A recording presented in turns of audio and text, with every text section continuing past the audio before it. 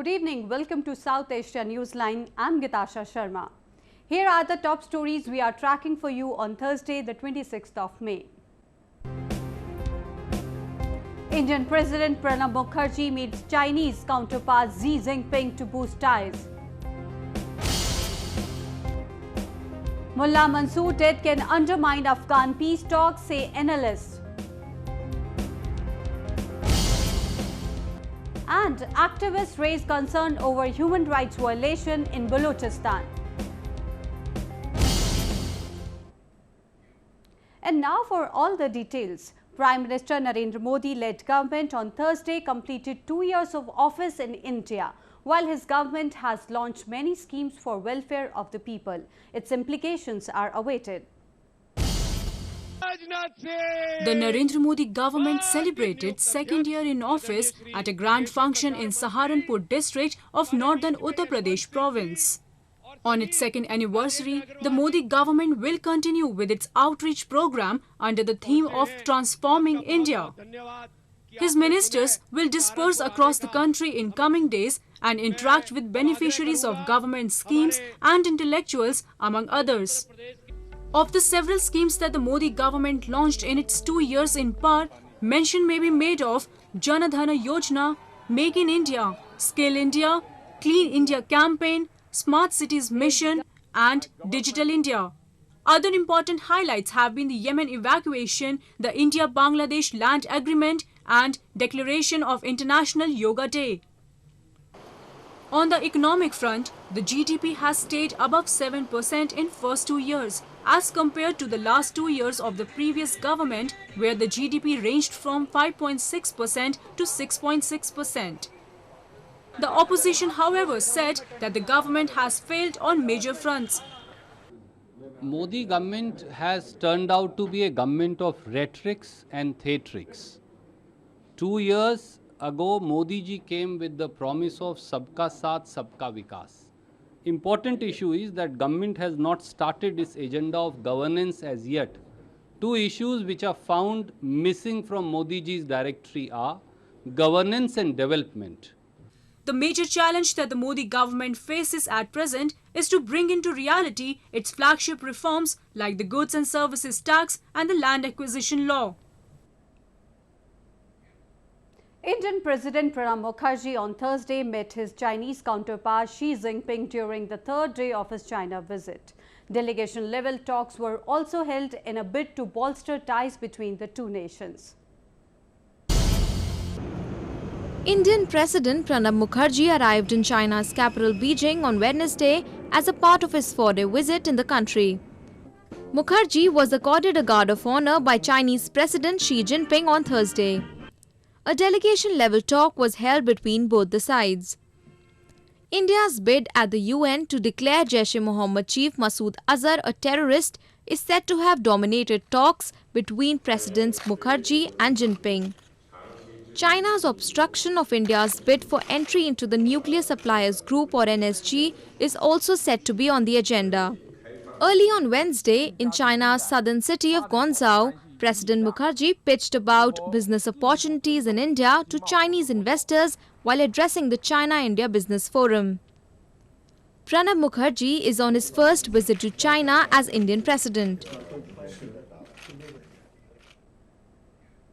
Moving on, despite efforts by activists to spread awareness about human rights violation in Pakistan's southwestern province of Balochistan, nothing much has changed.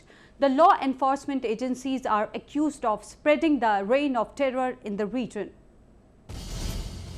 Human rights situation in Balochistan remains pathetic. Enforced disappearances continue with impunity in the region. Bodies are later found bearing bullet wounds and torture marks. Despite efforts to protect women from violence through legislations, they and young girls continue to face violence and threats, say activists.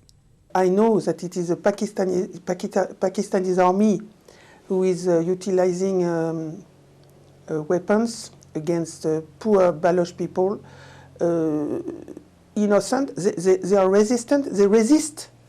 It is normal. Their country was invaded, so they resist. Pakistan's powerful military has a strong presence in the restive region and often blocks any effort by social activists and human rights organizations to highlight ongoing violence there.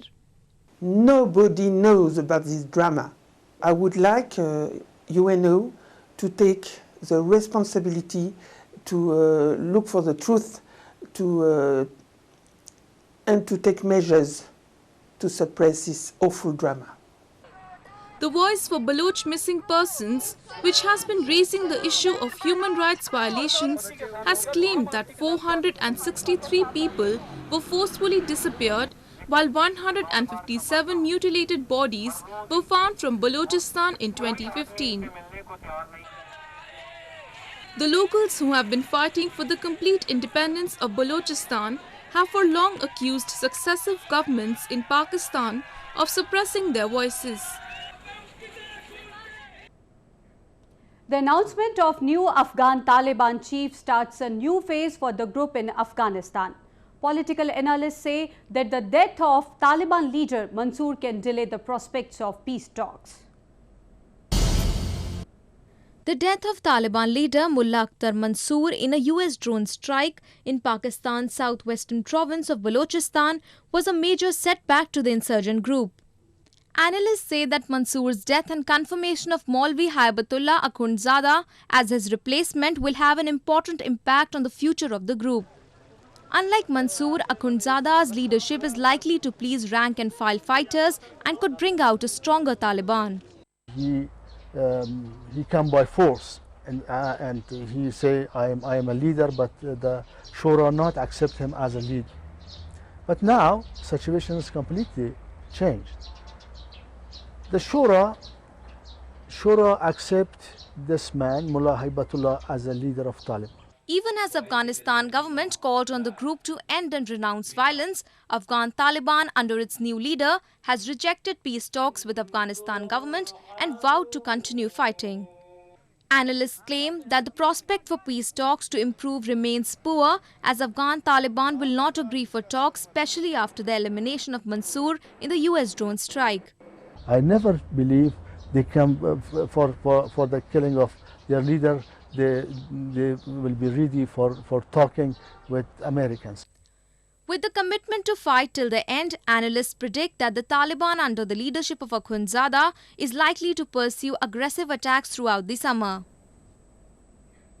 Moving on to news from Nepal, with the resumption of agitation of Madhesi and other ethnic communities, there is a sense of growing discontentment among people towards the government.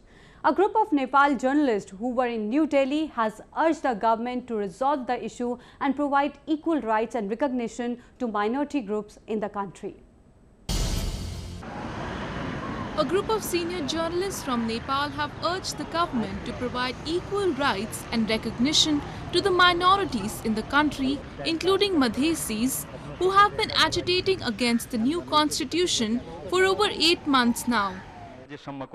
Journalists have also slammed the Prime Minister KP Sharma Oli government for asserting that Madhesi agitation is a fight against other communities living in country's hilly region.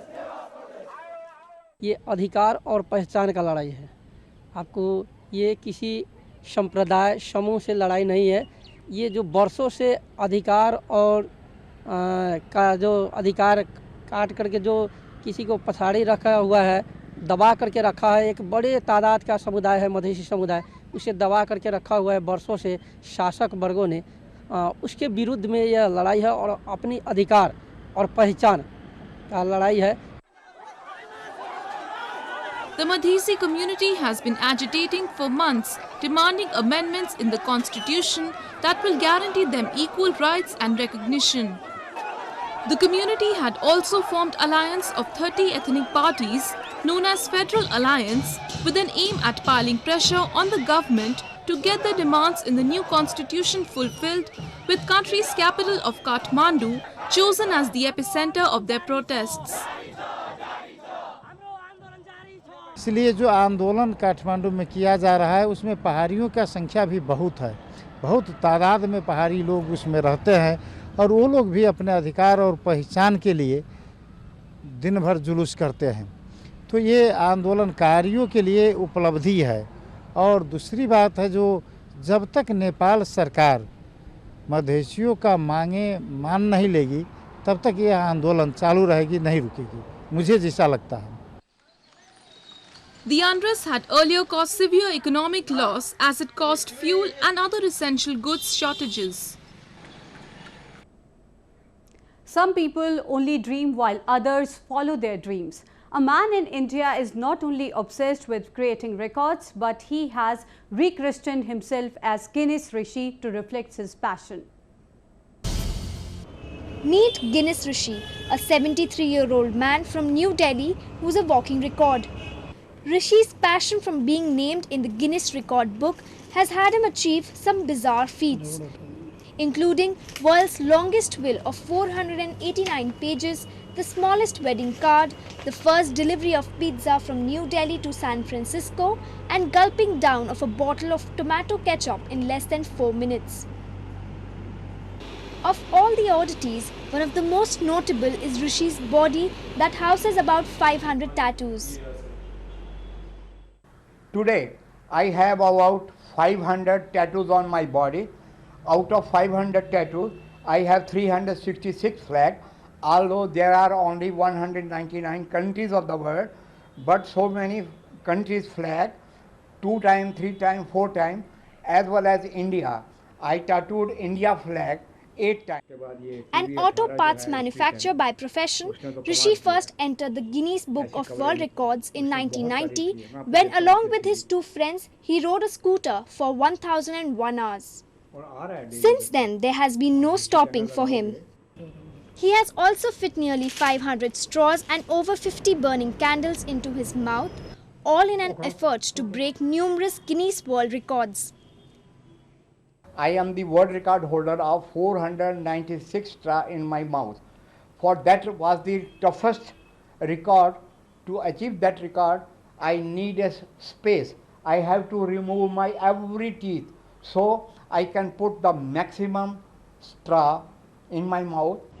Rishi had once contested in a local municipal elections, hoping to create a world record for not receiving a single vote.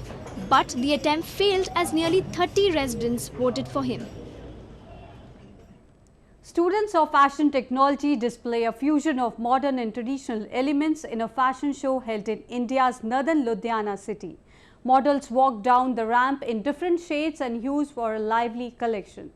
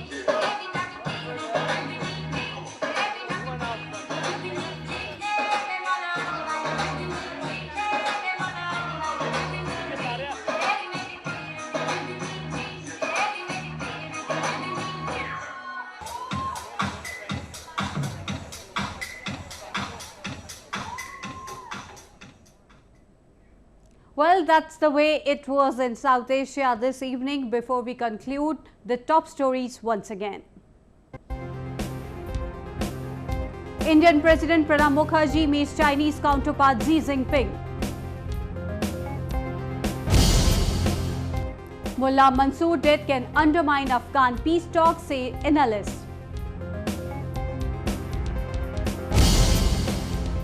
And activists raise concern over human rights violation in Balochistan.